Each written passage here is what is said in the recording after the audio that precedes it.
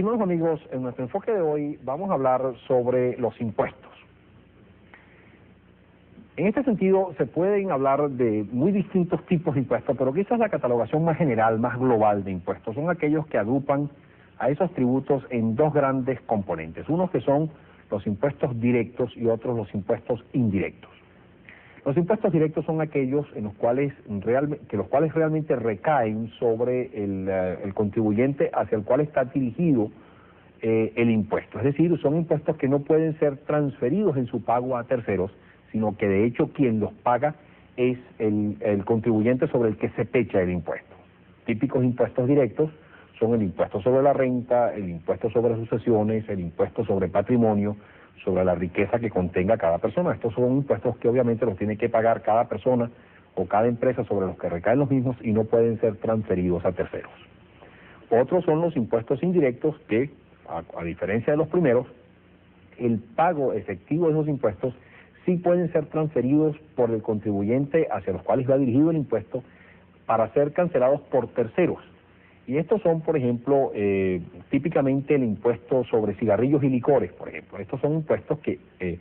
el gobierno establece a los productores de esos productos, le dice: por cada botella de licor que usted produzca, usted tiene que pagarme, por ejemplo, 100 bolívares. Bueno, lo que hace ese productor es simplemente transferir ese impuesto al precio de esa botella de licor, y entonces quien efectivamente lo paga es el consumidor, un tercero, que es el consumidor en el momento de adquirir esa botella de licor. Igual sucede con el impuesto a los cigarrillos.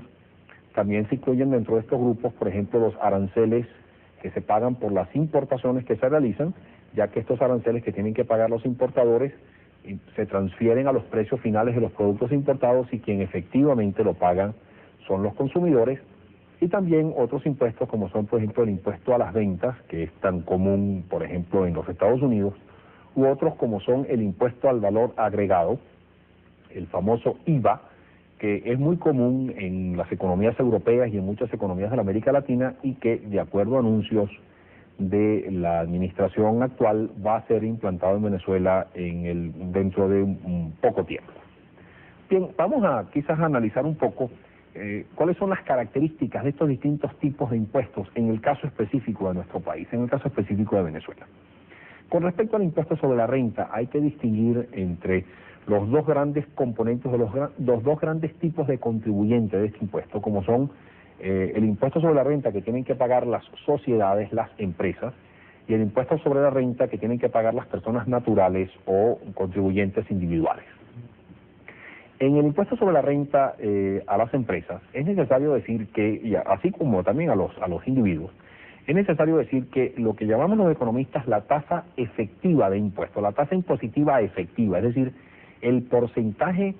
de ingresos que realmente se destina al pago de impuestos en Venezuela es bajísimo. Es muy poco porque, digamos, hay una frase generalizada que dice: en Venezuela nadie paga impuestos. Esto se ha debido esencialmente a que en forma tradicional se ha considerado que el petróleo es la gran riqueza, es la gran fuente que genera todos los recursos que requiere el Estado, y por lo tanto, si hay una fuente que genera ingresos para el Estado en cantidades tan cuantiosas como el petróleo, ¿por qué hay que estar obligado a pagarle al Estado el impuesto sobre la renta? Y este criterio, digamos, ha llevado a que no haya una conciencia impositiva dentro del país. Y esto ha hecho que entonces simplemente la gente busque 1001 mecanismos para eludir el impuesto, o inclusive para evadir, que ya es una acción ilegal, para evadir el impuesto, para evadir sus obligaciones tributarias. Y esto a su vez ha llevado a las autoridades fiscales a entonces pretender incrementar su recolección de impuestos a través de la elevación de las tasas impositivas.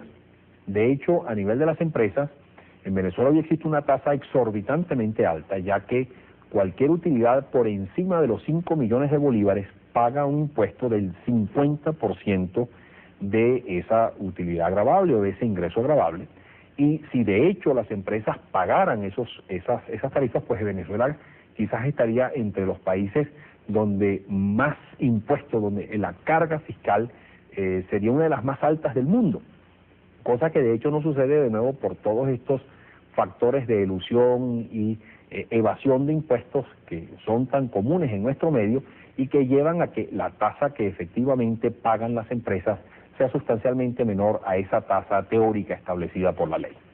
Vamos a cumplir unos compromisos. Al regreso vamos a ver qué se puede hacer o qué recomendaciones ha habido para mejorar toda esta problemática del impuesto sobre la renta, cómo efectivamente se puede mejorar la recolección del impuesto y qué modificaciones deberían hacerse en la estructura de este tipo de impuesto para hacerlo mucho más justo y racional. Ya regresamos.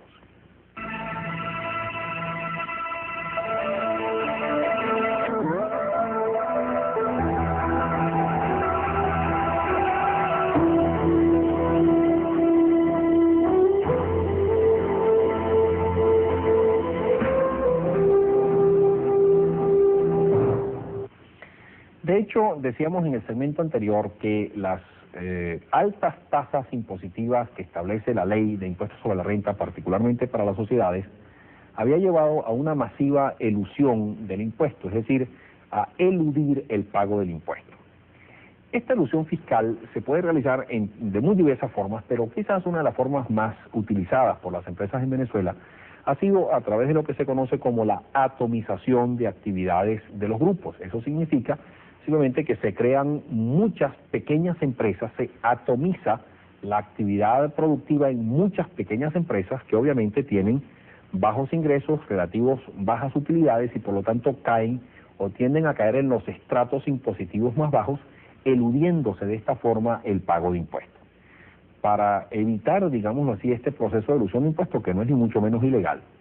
se han establecido, se han, digamos, recomendado múltiples acciones. Una de ellas es la de consolidar los resultados de los grupos, es decir, que los resultados de todas esas pequeñas empresas que son propiedad de un mismo dueño, digámoslo así, se consoliden en sus resultados y entonces que caigan en estratos impositivos más altos. Sin embargo, esto no es nada fácil hacerlo, esto es por demás complicado y complejo, la realización de estos procesos de consolidación de resultados.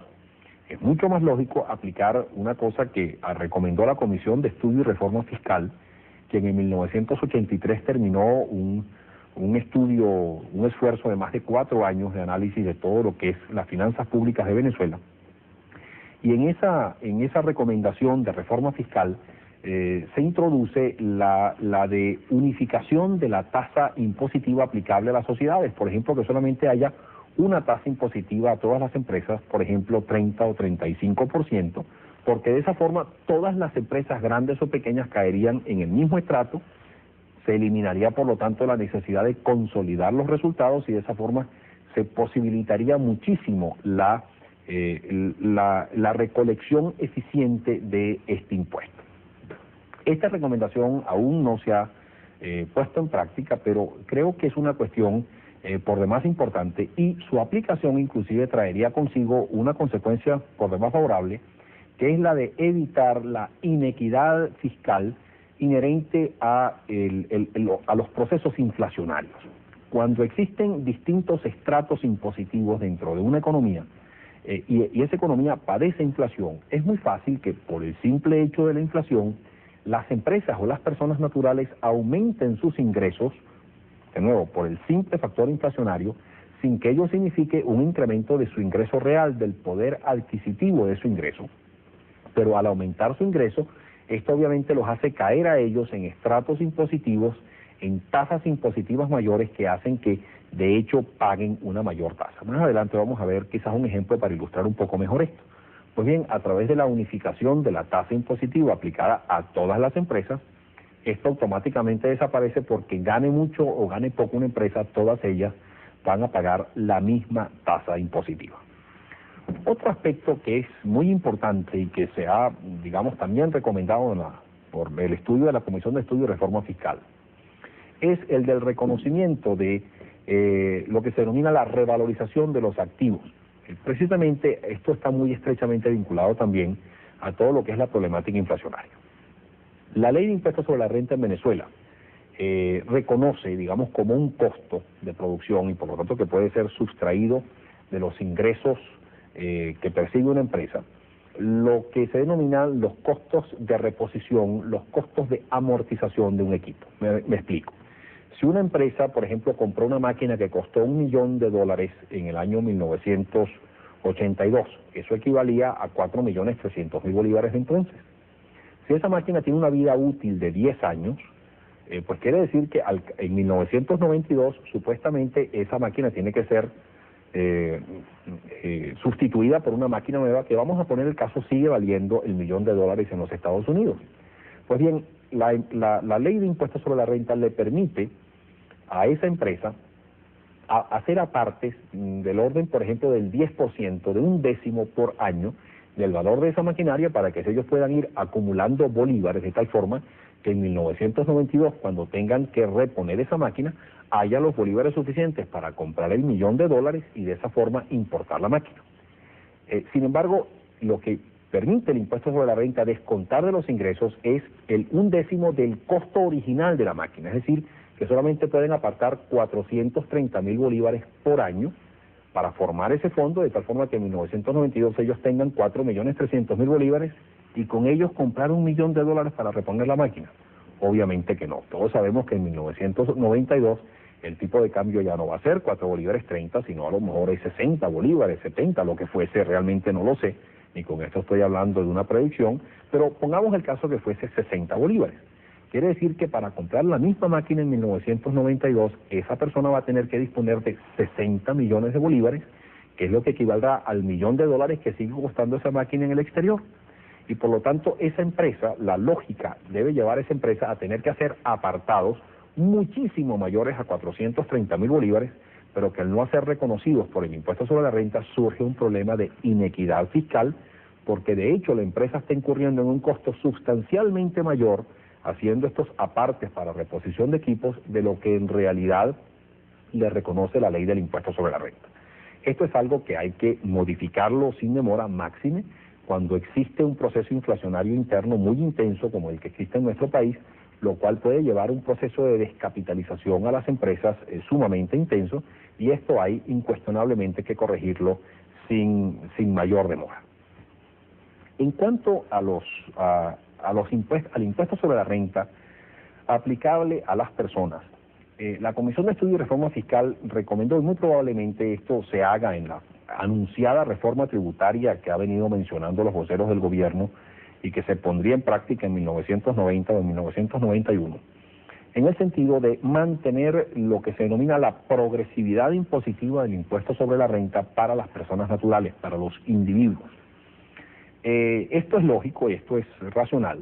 porque si bien es lógico unificar la tasa impositiva para las empresas, quizás es conveniente mantener la progresividad para las personas naturales, progresividad que consiste en que en la medida en que la persona gana más, tiene ingresos sustancialmente mayores, pues también paga más impuestos. Esta diferencia en el tratamiento de impuestos sobre la renta para empresas y para personas naturales tiene su fundamento en un principio que es el siguiente: no debe pecharse, no debe cargarse el cobro de altos impuestos en las empresas, porque las empresas son precisamente las unidades productivas, las unidades, los centros de producción, los centros que generan empleo, que generan producción y a fin de cuentas que generan riqueza. Y por lo tanto no debe cargársele mucho la presión tributaria sobre esas empresas. Ahora bien, en la medida en que esas empresas ganen más y transfieran la mayoría de esas ganancias a sus propietarios en forma, por ejemplo, de dividendos, y los accionistas o propietarios de esas empresas perciban mayores ingresos, ahí sí debe cargarse la mano del cobro del impuesto, haciendo que los propietarios de esas empresas que se benefician de esos altos dividendos que retiran de las empresas paguen más impuestos. De esta forma, un accionista que tenga la opción de retirar una fuerte cantidad de dinero en forma de dividendos o dejarla en su empresa para reinvertir y ampliar el capital de la misma, de pronto se va a ver tentado a hacer lo segundo, es decir, a no retirar altos dividendos porque va a tener que pagar enormes cantidades de impuestos sobre la renta y le resulta mejor negocio o más atractivo dejar esos recursos en la empresa en forma de dividendos no repartidos para formar reservas que a su vez se traduzcan en nueva inversión. Estas son cuestiones que son perfectamente válidas y que son aceptadas universalmente y que también fueron recomendadas por la Comisión de Estudio y Reforma Fiscal. Ahora, nada de esto tendría mayor validez o mayor solidez o mayor trascendencia, mientras existan, digamos, esa tremenda ineficiencia que existe en el sistema impositivo venezolano, donde en buena medida muy poca gente paga impuestos, o la gente paga impuestos muchísimo menores a los que en realidad ellos deberían pagar, simplemente porque no hay esquemas eficientes de fiscalización, control y recolección impositiva, que es un esfuerzo que definitivamente tiene que hacerse con toda seriedad en el más breve plazo, de tal forma que se establezcan unos mecanismos que eleven esa eficiencia, que eleven esa recolección, que eleven ese control y que realmente entonces las personas en Venezuela paguen los impuestos que justamente deben pagar. Sin embargo, hay otra modificación importante que debe hacerse y que espero que se haga en esta reforma tributaria anunciada, que es también el reconocimiento, o mejor dicho, el ajuste de los estratos impositivos para las personas naturales. Vamos a poner que solamente esos estratos sucesivos se mantienen para las personas naturales, pero también es cierto que la equidad fiscal debe llevar a que haya una modificación o un ajuste periódico de esos estratos de acuerdo a la inflación. Quizás un ejemplo explica esto muchísimo más claramente. Supónganse ustedes que entre 2 años sucesivos, en el año 1, el nivel de los precios fue equivalente a 100, mientras que en el año 2 el nivel de los precios fue equivalente a 200, es decir, ahí hubo una inflación del 100%. Vamos a poner una persona que en el año 1 ganó una cantidad igual a 100.000 bolívares, y en el año 2 ganó una cantidad igual a 200.000 bolívares. Es decir, también duplicó sus ingresos. Obviamente, como los precios aumentaron en un 100%, al igual que lo hicieron los precios aumentaron un 100%, igual que lo hicieron sus ingresos, también es cierto que el ingreso real de esa persona no ha aumentado, el poder adquisitivo de su ingreso se ha mantenido constante. Sin embargo, por las tarifas impositivas sucesivas, cuando esa persona gana 200.000 bolívares debe pagar, por ejemplo, el 20% de su ingreso, mientras que el año pasado, cuando ganaba 100.000, solamente tenía que pagar el 10% de su ingreso, en forma de impuesto sobre la renta. Resulta que entonces el ingreso neto que le queda a esa persona después de impuesto, ¿verdad?, es en el año 1 una cantidad igual a 90.000 bolívares, y en el año 2, como tiene que pagar el 20% de 200.000 bolívares, es decir, 40.000 bolívares, solamente le quedan 160.000 bolívares. Pero al corregir este ingreso del segundo año después de impuesto por el factor inflacionario, nos damos cuenta que el ingreso real, el poder adquisitivo de su ingreso después de descontar el impuesto, le ha disminuido a esta persona de 90.000 bolívares en el año 1 a tan solo 80.000 bolívares en el año 2, como se ve en la tabla que se anexa. Esto obviamente es una flagrante inequidad fiscal, porque por el simple hecho de él mantener su ingreso, digámoslo así, o que su ingreso no haya mermado, o se haya movido al mismo ritmo de la inflación, resulta que esta persona pasa a pagar mayor cantidad de impuestos, cae en estratos impositivos superiores y por lo tanto reduce el efectivo ingreso real, el poder adquisitivo del ingreso que le queda después de pagar impuestos, y esto obviamente resulta o afecta directamente a este contribuyente. Vamos a cumplir unos compromisos, al regreso vamos a ver otros aspectos de la estructura impositiva venezolana, particularmente concentrados en la parte de los impuestos indirectos. Ya regresamos.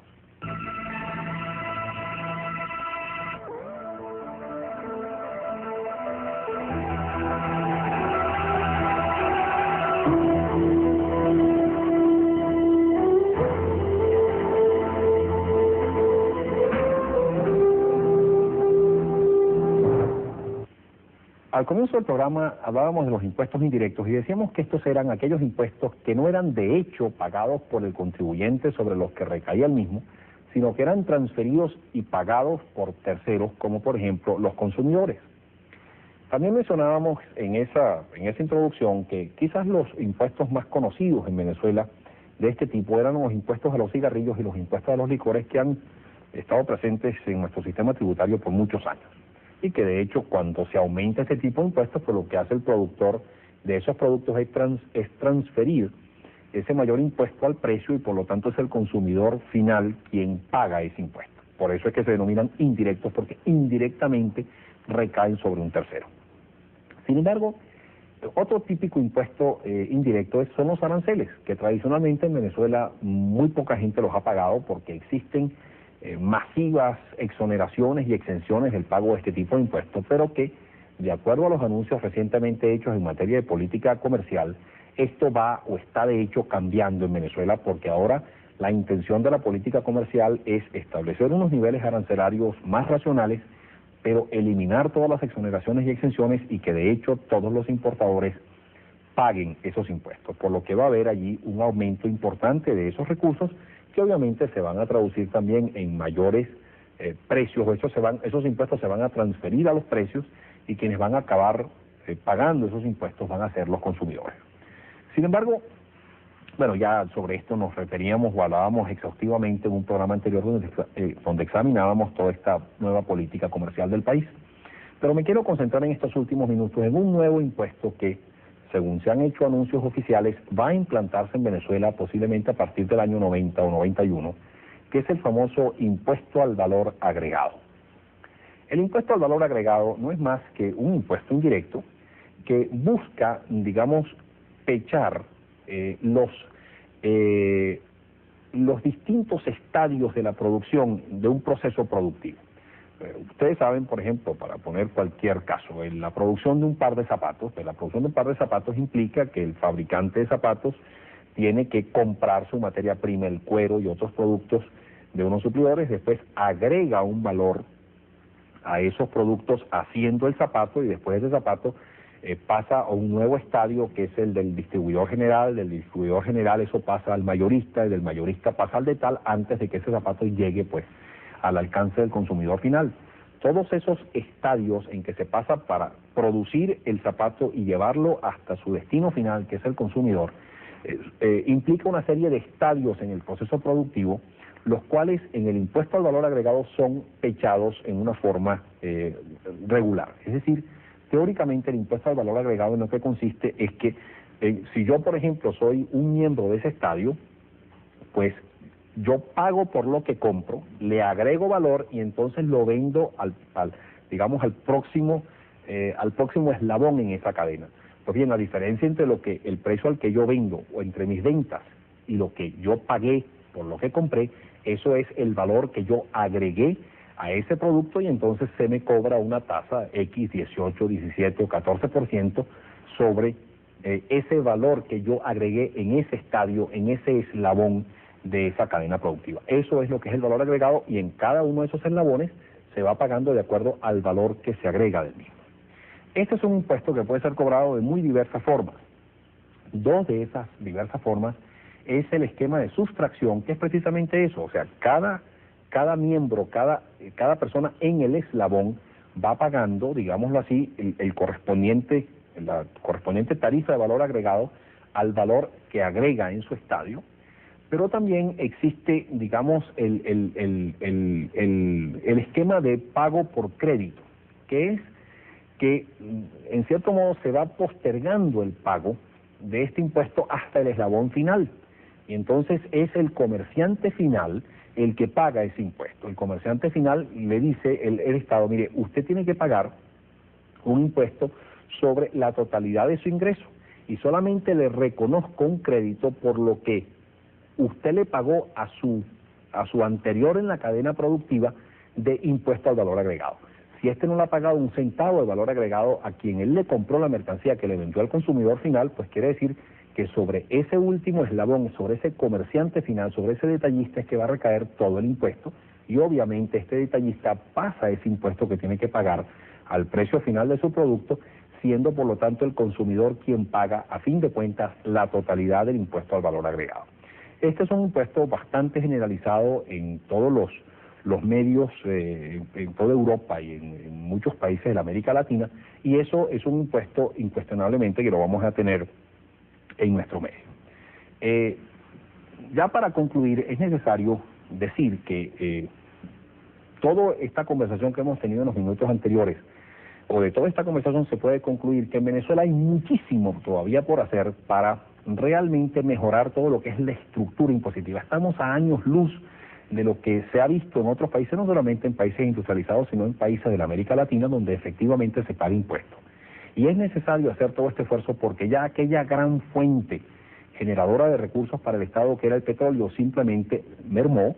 ya no da los recursos necesarios que requiere el Estado, y por lo tanto hay que actualizar, modernizar todo el sistema impositivo, y esto es aparentemente lo que se va a ir buscando con toda esta reforma tributaria, la cual tiene que hacer no solamente una serie de cambios en cuanto a la definición